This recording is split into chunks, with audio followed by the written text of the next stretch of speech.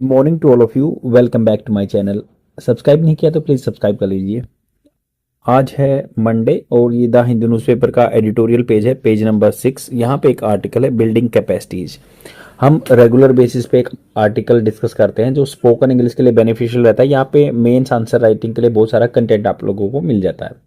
तो स्टार्ट करते हैं बिना डिले किए हुए। और न्यूज़पेपर की पीडीएफ की बात करें तो आप टेलीग्राम चैनल से डाउनलोड कर सकते हैं। टॉपिकल ई पेपर के नाम से टेलीग्राम चैनल है। यहाँ पे इंडियन एक्सप्रेस और द हिंदू न्यूज़पेपर की पीडीएफ फ्री में प्रोवाइड करा दी जाती है। तो बिल्डिंग कैपेसिटीज, बिल्डिंग, यहाँ पे बिल्ड वर्ब की first form plus ING use हुआ। बिल्डिंग मतलब अपना बनाना, किसी चीज को बिल्डअप करना। कैपेसिटी योग्यताएं। India can gain from accelerated trade diplomacy in Europe. तो इंडिया कैन गेन, इंडिया कर सकता है, गेन प्राप्त कर सकता है। एक्सेलरेटर क्या होता है? जो पुश करते हैं ना, एक्सेलरेटर आपने गाड़ी में सुना होगा, तो जो स्पीड बढ़ाते हैं। तो एक्सेलरेटेड जो बढ़ा हुआ व्यापार है ना, डिप्लोमेसी कूटनीति इन यूरोप कंट्री में। द सिक्योरिटी ब्रीच, सुरक्षा का उल्लंघन हुआ, ब्रीच उल्लंघन, वेयर एक खालिस्तानी प्रोटेस्टर, खालिस्तानी जो पाकिस्तान से और जैसे जो एक पंजाब से अलग एरिया बनाना चाहते हैं, पंजाब से जो है, तो ये प्रोटेस्टर जो है अप्रोच किया external affairs minister S Jaishankar car London overshadowed. Over मतलब उसके ऊपर सेडोड, छाया डाल दी इसने। द हेडलाइंस, जो हेडलाइन हुई ना, मतलब मुद्दा उभर के ये आ गया कि भाई उनकी गाड़ी के पास कोई खालिस्तानी लीडर पहुंच गया। बट ये क्या है, उसने ओवर सेडोड कर दिया। जो हेडलाइन थी ना, मेन मुख्य खबर थी ऑन हिज वीक, जो एक सप्ताह लंबी विजिट थी to UK and Ireland. Ireland में और यूके में गए थे। आपको पता है अभी जो यूके और आयरलैंड अलग अलग हो गए हैं, जिसको ब्रिटेन बोलते थे, तो ये अलग अलग हो चुके हैं। नॉर्दर्न आयरलैंड और साउदर्न आयरलैंड जो अलग अलग हो चुके हैं। तो उन्होंने एक सप्ताह की विजिट की, बहुत अच्छी थी वो। तो वो ओवर सेडोड हो गई क्योंकि मेन खबरों में तो आ गया कि भाई उनके पास खालिस्तानी लीडर पहुंच गया। The ministry of external affairs, जो एमईए है, मेड वो आपकी सेकंड फॉर्म पास्ट टेंस की बात है। उन्होंने कहा या मेड हिट्स डिस्प्लेजर, तो उन्होंने अपनी जो नाखुश, जो अनहैप्पी थे, वो अनहैप्पीनेस दिखाई। Clear to the ministers British host, जो मिनिस्टर के ब्रिटिश काउंटर पार्ट थे, होस्ट थे, जो मेजबान थे, उनके तरफ नाखुश हैं वो definitely. And the scheme scheduled visit, जो शेड्यूल की गई थी ना visit, however was not change, वो चेंज नहीं की गई। And mister Jaishankar side step this scare, scare मतलब डर, डर का जो भूत था उनको साइड स्टेप कर दिया। एंड अनाउंसिंग किया, वो आपकी फर्स्ट फॉर्म के साथ आईएनजी। अनाउंसिंग दैट, अनाउंसिंग करते हुए मतलब that India UK relation were set for a very big pickup. Set मतलब तैयार हैं बिग पिकअप लेने के लिए, डिस्पाइट के बावजूद देयर कॉम्प्लेक्स हिस्ट्री, बहुत जटिल हिस्ट्री रही है क्योंकि ब्रिटेन ने यहाँ पे या जो राज किया था। एंड करंट प्रॉब्लम भी चली हुई है, खालिस्तानी लीडर जैसे वगैरह पहुंच गए तो, बट फिर भी एक बिग बूस्टअप होगा, पिकअप होगा। India is building it's capacities in UK, तो हम अपनी योग्यता बना रहे हैं इंडिया विद 2 काउंसलेट्स, 2 काउंसलेट मतलब जो वाणिज्य दूतावास है वो बना दिए वहां पे। इन मैनचेस्टर जहाँ पे ज्यादा कपड़ा बनता है ना, एक जगह है वहां पे। एंड बेलफेस्ट और मैनचेस्टर में 2 काउंसलेट बना दिए। While mister Jaishankar extended task, extended जो इन्होंने आगे बढ़ाई है, अपने लिमिट से आगे जाके बात की है। With UK foreign secretary David Lammy focused on the much delayed conclusion of A free trade agreement. तो उन्होंने कहा यूके के फॉरेन सेक्रेटरी के साथ, डेविड लैमी के साथ फोकस उन्होंने क्या की, मच डिलेड कंक्लूजन, बहुत टाइम से डिले हो रहा था, जो कंक्लूजन पे पहुंचे। फ्री ट्रेड एग्रीमेंट, जो व्यापार क्या है, फ्री ट्रेड एग्रीमेंट, एक दूसरे के टैरिफ नहीं लगाएंगे, टैक्स नहीं लगाएंगे, फ्री मार्केट मिलेगी। The agreement which was due to the finish after UK Brexit, तो 2016 में यूके ब्रिटेन जो है एग्जिट हुआ था, तो ब्रेक्जिट हो गया था यूरोपियन यूनियन से। तो उसके बाद ये है इन 2020 फिनिश हो गया था। एग्रीमेंट वाज ड्यू था ये 2020 से, एंड हैज मिस डेडलाइन, तो ये कई बार डेडलाइन जो इसके लिए सीमा रखी थी वो पार कर चुका था। टॉक्स, बातें over the FTA dominated discussion in Ireland too, तो आयरलैंड में भी चल रही है बातें ये। Came days after India and European Union committed to concluding the bilateral trade agreement, तो वहाँ उसके साथ यूरोपियन यूनियन से बाहर आ गया है। तो बट अब हम जो है यूके के साथ भी अपना ये कर रहे हैं फ्री ट्रेड एग्रीमेंट, और वहाँ पे बायलैटरल ट्रेड एग्रीमेंट हमने यूरोपियन यूनियन के साथ ऑलरेडी डन कर चुके हैं। तो इसके लिए जो 2007 में बात स्टार्ट हुई थी बायलैटरल ट्रेड एग्रीमेंट के लिए, अब ये 2025 तक हो जाएंगी। बायलैटरल ट्रेड विद यूके लगभग $52 बिलियन का होता है, एंड आयरलैंड के साथ $17 बिलियन का आर अंडर अंडर पावर्ड, ये अंडर पावर्ड है मतलब ये और भी इनमें पोटेंशियल है। And discussion on enhancing collaboration especially in high tech trade हो सकता है, where technology trade were agenda in both capitals, दोनों राजधानियों में। एफटीए टैक्स जो फ्री ट्रेड एग्रीमेंट की बात हो रही है। And India UK restarted last month and India UAE another round this week. तो ये चल रही है यूके के साथ भी, यूयू के साथ भी। Will benefit the India more conciliatory position, conciliation होता है कि सहमति वाला पोजीशन।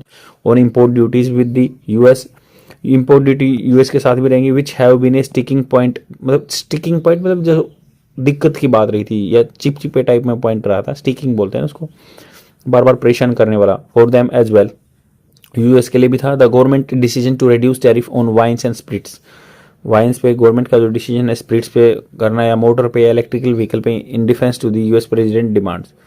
तो यूएस प्रेसिडेंट की डिमांड थी वाइन पे, इन पे, स्पिरिट्स पे, मोटर पे या इलेक्ट्रिकल व्हीकल पे कम कर दिया है। In case in point and more cuts are expected in negotiating in as India USA bilateral trade agreement. तो इंडिया यूएसए का भी बायलैटरल ट्रेड एग्रीमेंट चल रहा है, नेगोशिएट कर रहे हैं, मोल भाव कर रहे हैं। In this that sense mister Trump recording of US reordering, reorder कर रहे हैं दोबारा से, रीअरेंज कर रहे हैं यूएस अलायंसेज, यूएस के जो साथी हैं। And trade policy may well have been the wind in the mister Jaishankar sails.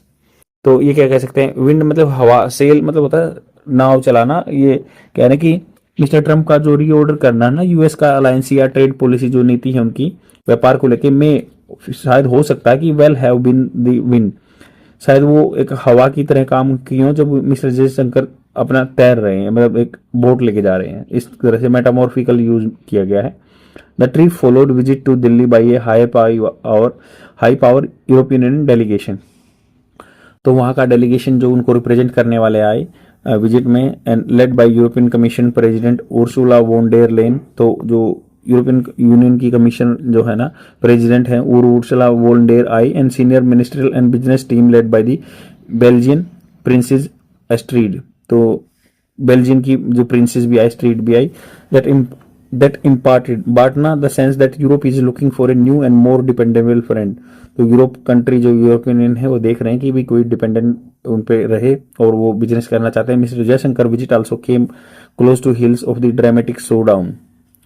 तो मतलब जो मिस्टर जयशंकर की विजिट है ना वो क्लोज टू द हिल्स, मतलब वो बिल्कुल कल्मिनेशन पे आ गई ऑफ द ड्रामेटिक, जो बिल्कुल ड्रामेटिक होता है, बिल्कुल ड्रास्टिक चेंज होना, show down at the white house between Trump and Ukraine president Vladimir Zelensky. तो मिस्टर जयशंकर की विजिट भी उसी टाइम पे आ गई जब ये ड्रामेटिक शो डाउन हो रहा था, खत्म हो रहा था, जब ये व्लादिमीर पुतिन का जो इशू हुआ था वहां पे ओवल ऑफिस में इशू हुआ था ना, व्लादिमीर जेलेंस्की का जो यूक्रेन के प्रेसिडेंट है और यूएसए की वहां पे ओवल ऑफिस में झगड़ा हुआ था। तो उसी टाइम पे ये एंड हो रहा था, तो तभी उनकी विजिट आ गई, which led to an argument summit of non US NATO countries being held in London.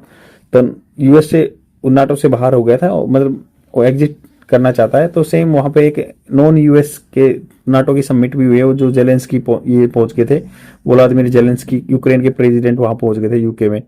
And being held in London where UK prime minister Keir Starmer, जो यूके के प्राइम मिनिस्टर जो है ना कीर स्टारमर कमिटेड, उन्होंने कहा कि to support Ukraine with a coalition संगठन of willing. तो हम कहेंगे कि अपने इच्छा से सहयोग करेंगे।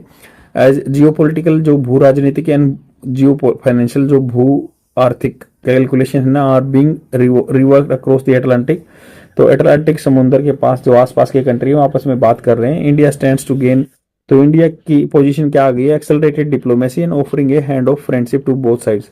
तो हमें यूएस के साथ भी अच्छा करना है और यूके और ईयू के साथ भी अलग अलग बायलैटरल ट्रेड एग्रीमेंट कर रहे हैं। बट यूएस जो है नाटो से बाहर हो रहा है, तो हमें उससे कोई फर्क नहीं पड़ना चाहिए, हमें सभी के साथ डिप्लोमेटिक रिलेशनशिप बना के रखने चाहिए, ट्रेड भी।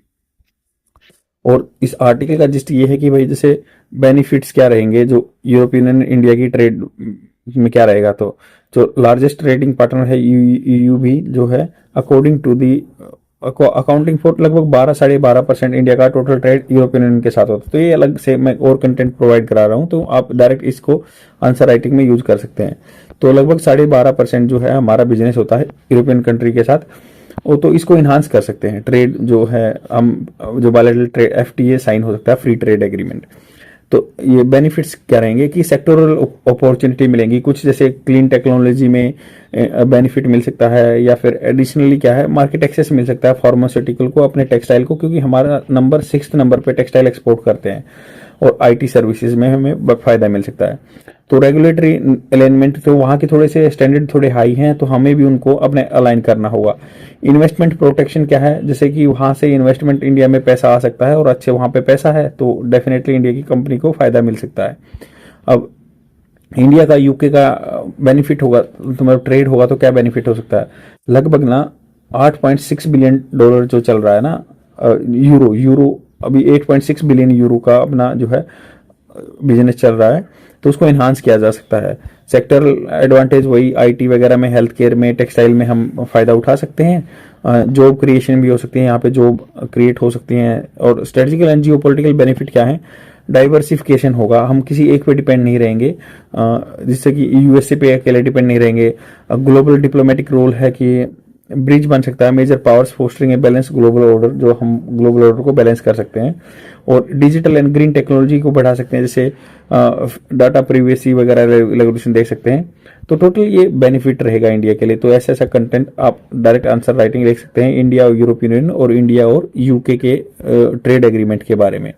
आई होप आपको समझ में आया होगा। आज के लिए इतना ही, 2-3 मिनट की वोकैबुलरी वीडियो अटैच कर दूंगा। रेगुलर बने रहिए, देखते रहिए, स्पोकन इंग्लिश की प्रैक्टिस करते रहिए। Thank you very much, bye.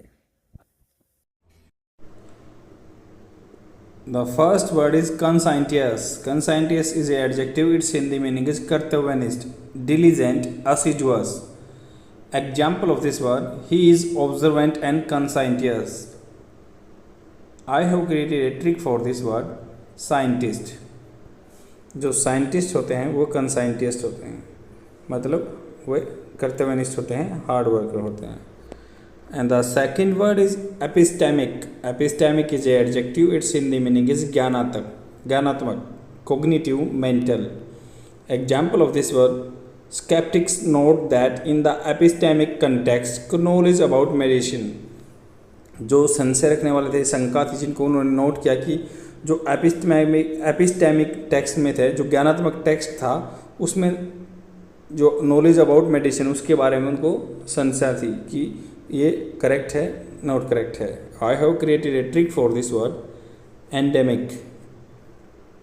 Endemic होता है कि मान लो कोई एक पर्टिकुलर एरिया में जो चीज़ फैली हुई होती है, एंडेमिक वहाँ रहता है, वो इनहेबिटेट है, या कोई बीमारी एक पर्टिकुलर एरिया पे एंडेमिक बोलते हैं।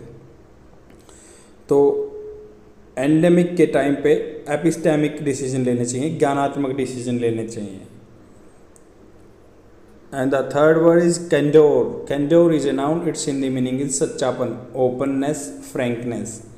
Example of this word: only new generation can bring honesty and candour to this matter. कोई जो नई जनरेशन है वो होनेस्टी, ईमानदारी और सच्चापन लेके आ सकती है इस मैटर में। I have created a trick for this word: door, candour. तो किसने डोर खोला, उसके लिए सच्चापन है उसमें, जिसने डोर खोला उसमें सच्चापन है, कैंडोर। और फ्रेंड्स, आप इन ट्रिक की वजह से लंबे टाइम तक वर्ड्स को याद रख सकते हैं, क्योंकि आपको कंपेटेबल पार्टनर नहीं मिल रहा है इंग्लिश स्पीकिंग के लिए। तो आप इनको अपने मन में आपको 3 ही जो चीज़ याद रखनी है, जैसे साइंटिस्ट याद रखो, एंडेमिक याद रखो और डोर याद रखो। तो इससे आपके वर्ड पक्के हो जाएंगे एक दिन के लिए, और वो लंबे टाइम तक आप याद रख पाओगे। That is all for today. I will come tomorrow with more words. Please share my video among your friends so that they